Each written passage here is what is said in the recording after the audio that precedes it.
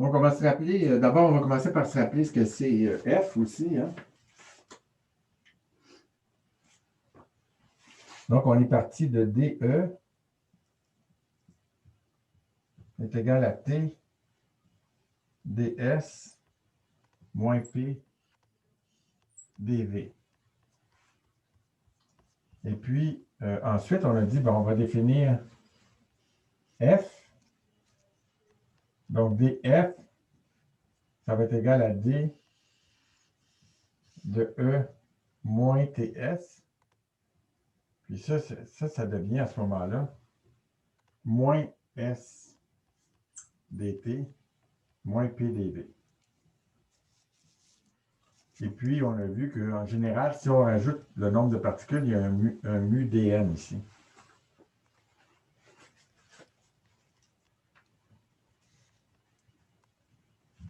Donc, évidemment, ça, c'est pas modifié. Hein? Donc, plus mu dn, ça va faire plus mu dn.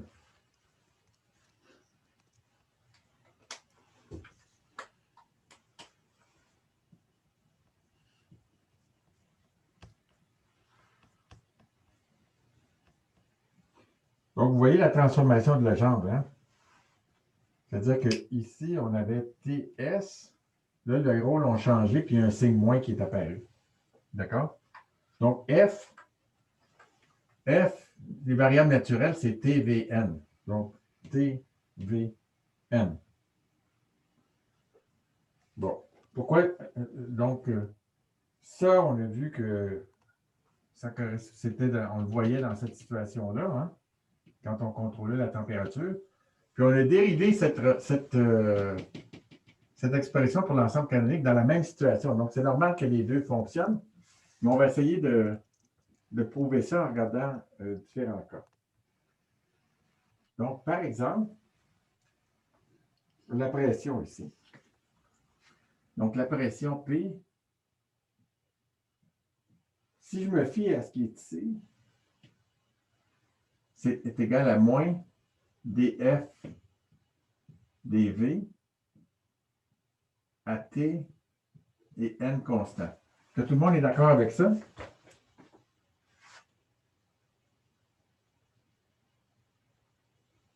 C'est bon? Oui. OK. Donc, maintenant, supposons que ça soit vrai, d'accord? On va vérifier si ça a du sens. Donc, ça veut dire que si je remplace F par moins KBT log Z, bien, les moins se simplifient. Puis, il me reste, bon, évidemment, la température, ça ne dépend pas du volume, c'est gardé constant ici. Donc, ça va être égal à KBT fois D dV du log de Z évalué à T et N constant. Tout le monde est d'accord avec ça? Donc, l'étape suivante, ça va décrire que ça, c'est KBT. On va faire la dérivée finalement. Dérivée de log Z, c'est 1 sur Z. Il faut aller dériver par rapport à V, à T et N constant, de Z. Mais Z, on l'a ici. D'accord? D dV de somme sur R, donc tous les états microscopiques, de exponentielle de moins bêta. L'énergie des états microscopiques, ça dépend de quoi? Ça dépend évidemment du volume et du nombre de particules. Ça ne dépend pas de la température, c'est les états microscopiques. Puis ça, c'était évalué à T et N constant. Hein, on se souvient que bêta, c'est 1 sur KBT. Donc, si je dérive par rapport à V, ici, la seule chose qui dépend de V à T et N constant, c'est l'énergie ici. Donc, ça va donner un signe moins qui vient d'ici. Hein, quand on dérive par rapport à V, ça me redonne l'exponentielle. Donc, je vais écrire exponentielle de moins bêta ER. Puis ensuite, il faut que je dérive l'argument de l'exponentielle. Donc, c'est ça qui m'a donné le moins ici. Mais j'ai un autre terme, évidemment, qui est D ER dV à N constant. La température ici, de toute façon, n'a pas d'importance. Puis, j'ai toujours mon Z ici qui est en avant. D'accord? C'est clair? Donc, dV ici, j'ai gardé l'exponentielle. J'ai dérivé l'énergie par rapport à V. J'ai mis un sigma. Le bêta fois le KBT, ça m'a donné 1.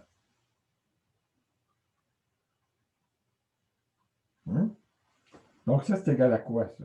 Ça, c'est égal à la somme sur R de la probabilité d'avoir un état R fois moins DER dV. Hein? Puis la pression, on a vu que c'était DER dV. Bon, à N constant, évidemment. Donc, la pression du point de vue thermodynamique, c'est une moyenne du point de vue statistique. D'accord? C'est la moyenne de la force, si vous voulez, par unité de surface, qui vient de chaque état microscopique.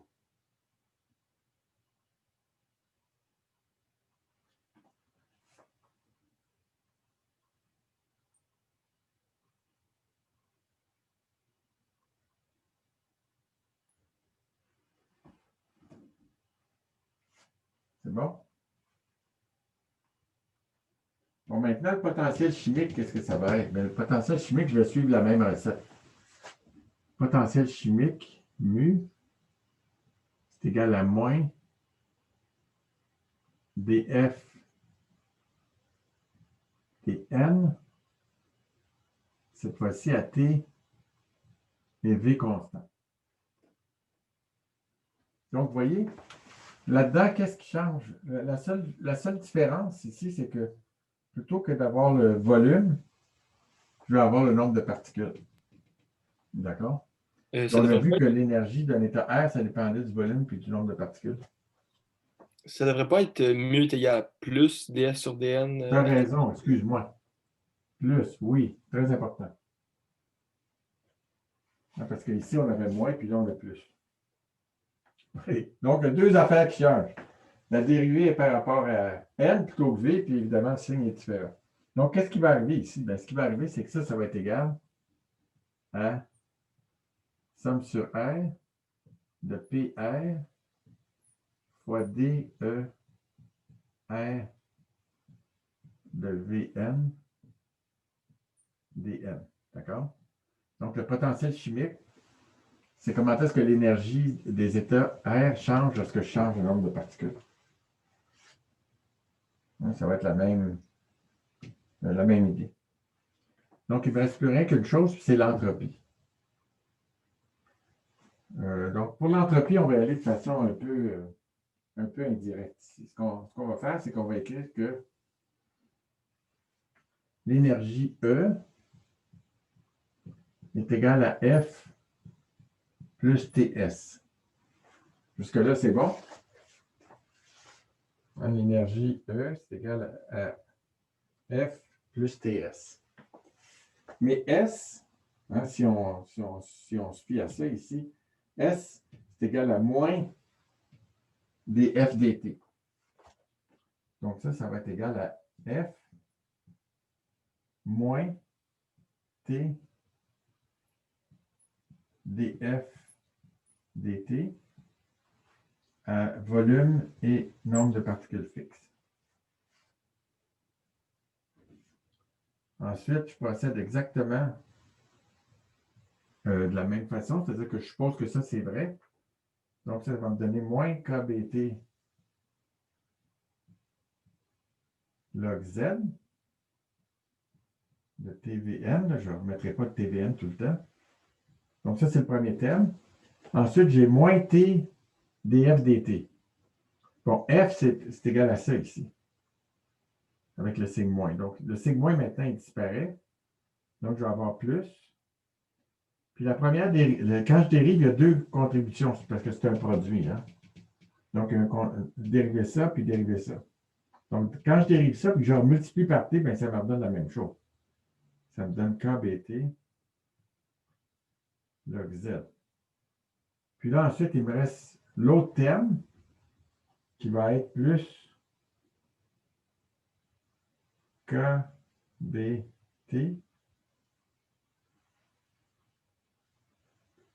carré.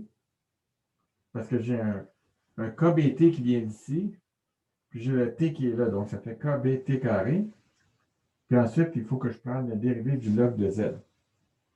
Donc, dérivée du log de Z par rapport à T. Donc, ces deux termes-là ici se simplifient. Donc, ce terme-là, 1, se simplifie avec ce terme-là. 1, d'accord? Ces deux termes-là sont identiques à part un signe. Et puis, Monsieur, cette j'ai une dérivée-là question. ici, je l'écris comme une... Monsieur, j'ai une question. Oui, oui, vas-y. Comment qu'on. Je comprends pas vos deux termes. Dans le fond, vous faites F moins T dérivé de F, puis je comprends pas genre, comment vos deux termes après ils apparaissent. Ben, OK. Donc, le premier, c'est bon, ça, ici? Oui, oui, ça va. OK. Là, ensuite, quand je fais la dérivée de F par rapport à T, Ok, non, c'est bon, c'est correct. c'est un produit, d'accord? Je suis C'est ça. calme. Donc, c'est pour ça qu'il y a deux termes. Puis quand je dérive ça par rapport à T, puis que je remultiplie par T, bien, ça me redonne la même chose. Puis il y avait un signe moins, fait que ces deux-là simplifient. Puis ensuite, il me reste ça, OK? Donc là, maintenant, je vais prendre d log Z, d bêta, d bêta, dt. Bon, mais d bêta dt, c'est égal à quoi? J'ai vraiment plus de place, les amis. OK, on va le faire ici. Donc, d bêta dt, c'est égal à la dérivée de 1 sur kbt par rapport à t. Fait que c'est égal à moins 1 sur kbt carré.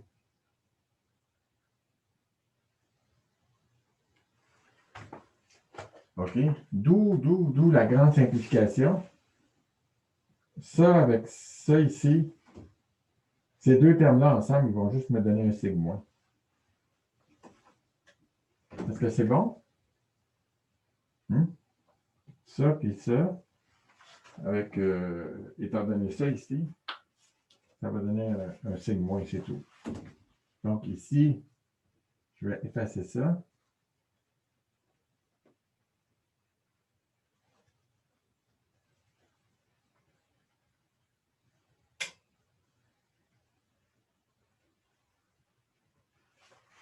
Je vais mettre un sigma.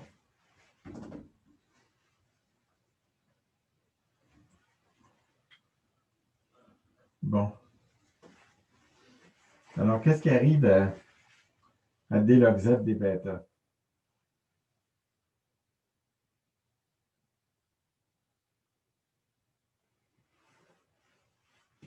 Donc, d log Z des bêta, ça va être égal à moins 1 sur Z. Je ne sais pas si, est-ce que vous voyez encore, oui? dz des bêta. Désolé, là, mon tableau il est en train de se désorganiser au maximum. Donc, ici, ça me donne que l'énergie est égale à donc, la somme sur R de exponentielle de moins bêta ER. Quand je dérive par rapport à bêta, ça, je suis en train d'écrire mon Z, là. Quand je dérive Z par rapport à bêta, tout ce que ça va faire, finalement, ça me redonne l'exponentielle. Ensuite, il faut que je dérive l'argument par rapport à bêta. Donc, quand je dérive l'argument par rapport à bêta, ça me donne un moins ER ici. Mais j'avais un signe moins en avant. Donc, les signes moins se simplifient, il me reste juste ça, divisé par Z,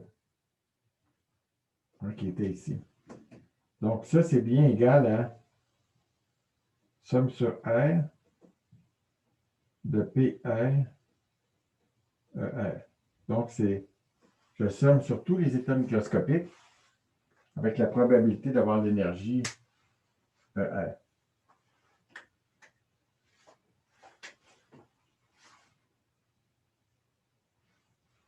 C'est bon, hein? Ça marche?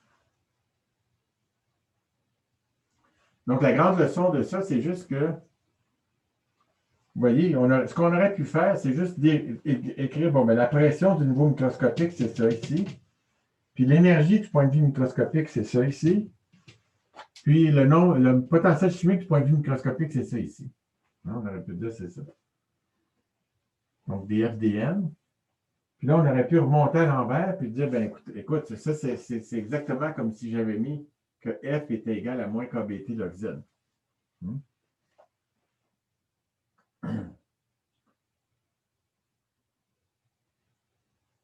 Puis tout ça, c'est bien cohérent parce que on a justifié F en contrôlant la température, puis on a dérivé l'ensemble canonique en contrôlant la température. Est-ce qu'il y a des questions? OK, donc maintenant, je vais faire un trou ici. Puis on va passer à la partie 7. Ici, on a sauté des bouts, là, mais je vais revenir un petit peu en arrière après. Donc ça, c'est la partie 7. Puis là, ce qui va arriver, c'est qu'on va parler de J, qui était notre grand potentiel.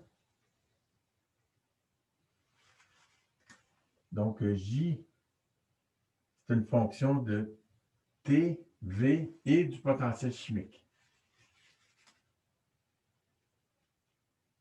Pourquoi? Bien parce que là, on a fait un trou ici.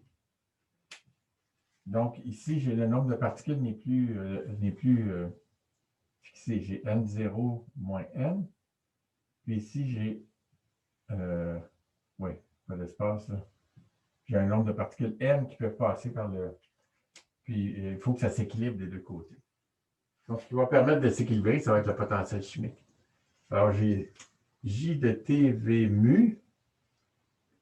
Puis ça va être égal à moins KBT du log de la grande fonction de partition zeta majuscule de TV mu. Vous voyez, par analogie, ce n'est pas trop surprenant finalement que ça marche. Donc, ici, on a juste à rajouter une variable qui est n. Puis tout ce qui va changer ici dans la probabilité, c'est qu'on va avoir la probabilité d'avoir un état ER. Puis avant, le nombre de particules était fixe, mais là, le nombre de particules fluctue, fait qu'il faut spécifier la probabilité d'avoir un nombre de particules NR. Ici, ce qui normalise, c'est la grande fonction de partition.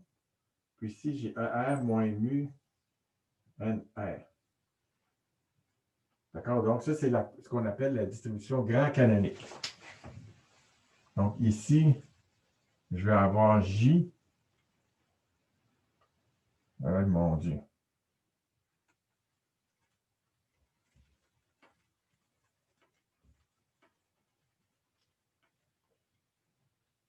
Vraiment des problèmes d'espace sérieux ici. Donc, la grande fonction de partition zeta, ça va être égal à la somme sur tous les états microscopiques possibles. Puis là, le nombre de particules n'est pas fixe. Donc, j'ai ER moins mu NR. Monsieur, j'ai une question. Oui. Comment on. Genre, ben, c'est plus une question plus de curiosité historique, là, mais est-ce qu'on est arrivé à l'ensemble canonique puis grand canonique avant les états, genre, avant toutes les formules micro-canoniques, ou c'est l'inverse? Puis qu'est-ce qui a amené à trouver ces choses-là?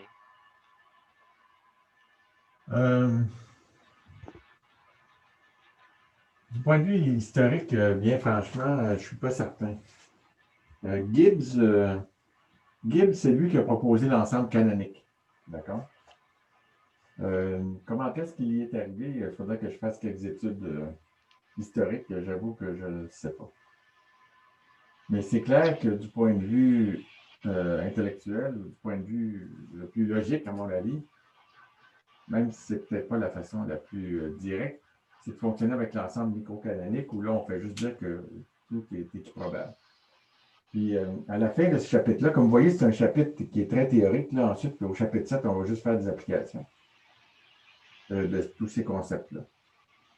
Donc, à la fin de ce chapitre-là, je vais vous montrer une autre façon d'arriver à ces résultats-là, qui est basée purement sur l'idée d'entropie. D'accord? Si vous patientez un petit peu, on va arriver à ça.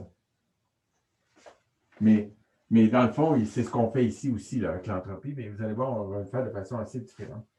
Donc, dA égale TdS moins PdV plus mu dN, c'est toujours vrai. Maintenant, pour ce qui est de J, dJ, ici,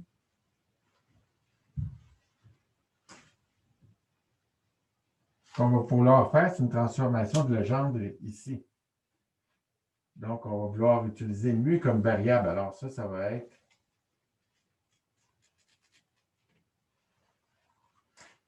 moins n des mu. Puis ici, ce qu'on a, donc il faut faire une transformation de Legendre ici. Donc, on va la faire à partir de f. Donc, on va tout simplement écrire que ça, c'est dj, c'est df plus mu n.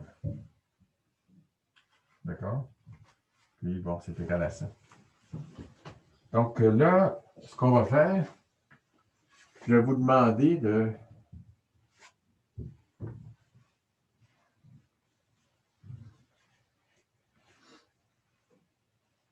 Je vais vous demander de refaire. Je vais vous donner, mettons, 4-5 minutes ensemble là, pour maintenant me montrer, utiliser finalement des choses analogues à ce qu'on a fait ici, puis me montrer que le nombre de particules n, du point de vue thermodynamique, c'est égal à... Donc, si on regarde ça ici, n, du point de vue thermodynamique, c'est égal à moins dj des mu. D'accord? Donc, ici, ce qui va arriver, c'est que vous allez avoir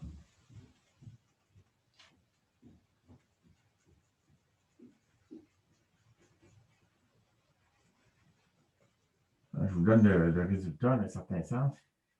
Donc, somme sur R de PR fois NR. D'accord? Ça a bien du sens, là. Hein? C'est le nombre moyen de particules. Du point de vue thermodynamique, on appelle ça N, mais du point de vue statistique, c'est simplement moyenné sur la distribution. Donc, je vais vous laisser aller, puis donc vous allez partir de J en posant que J, c'est moins KBT log de Xi ici, de zeta majuscule. D'accord? C'est clair? Je vais vous partager en groupe, là. Puis vous partez de ça. Vous utilisez cette formule-là, N, qui vient d'ici. N est égal à moins dj des mu. Puis vous allez me prouver que c'est égal à ça ici. Cette affaire-là, en utilisant, où la probabilité est donnée par ça ici. OK, je répète. Vous utilisez cette formule-là ici, puis vous me prouvez ça en partant de ça ici pour J, et puis en sachant que la distribution grand canonique est donnée par ça. OK.